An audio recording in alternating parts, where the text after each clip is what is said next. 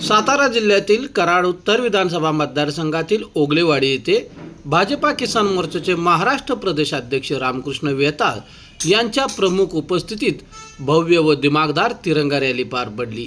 या रॅलीसाठी Atmaram Vidyamandir Ogalewadi, new English school Ogalewadi आणि माध्यमिक विद्यामंदिर हजारमाची येथील शिक्षक, विद्यार्थी व विद्यार्थिनी मोठ्या संख्येने सहभागी झाल्या होत्या। भाजपा किसान मोर्चाच्या वतीने आयोजित या रॅलीमध्ये शेतकरी तसेच नागरिक यांनीही मोठ्या उत्साहाने सहभाग घेतला। यावेळी ओगलेवाडीतील मुख्य मार्गावरून रॅली मोठ्या उत्साहात हातात तिरंगा घेऊन व देशप्रेमाच्या घोषणा देत पार पडली। खरं तर 15 ऑगस्ट हा उत्सव खऱ्या अर्थानं देशाचा सण म्हणून आपण सगळेजण साजरे करतो।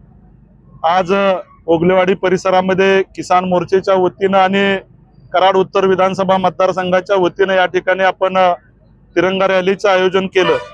या रॅलीमध्ये कराड उत्तर विधानसभा मतदारसंघातले सर्व नागरिक, त्याचबरोबर आत्माराम विद्यामंदिर, कन्याशाळा आणि न्यू इंग्लिश स्कूलचे विद्यार्थी, त्यांचे सर्व शिक्षक, सर्व स्टाफ या ठिकाणी मोठ्या संख्येने या रॅलीमध्ये समाविष्ट झाला।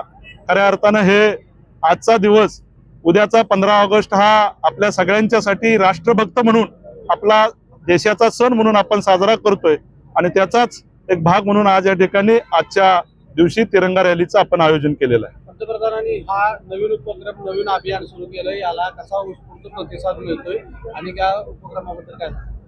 खरं तर देशातल्या युवकांच्या मध्ये नवचैतन्य निर्माण झालेलं आहे। प्रत्येक युवकाला, नागरिकाला 15 ऑगस्ट हा दिवस साजरा करण्याचा आनंद आज गगनात भरलेला आहे। खरं तर देशातल्या युवकांच्या मध्ये, नागरिकांच्या मध्ये देशाच्या पंतप्रधानांनी जे आवाहन केलेलं आहे की हर घर तिरंगा पोचला पाहिजे आणि प्रत्येकाच्या घरावरती तिरंगा फडकला पाहिजे, किंबहुना रॅलीच्या माध्यमातून प्रत्येक नागरिकाला, प्रत्येक युवकाला, युवतीला, माता भगिनीला या तिरंगा रॅलीमध्ये समाविष्ट होता आलं पाहिजे।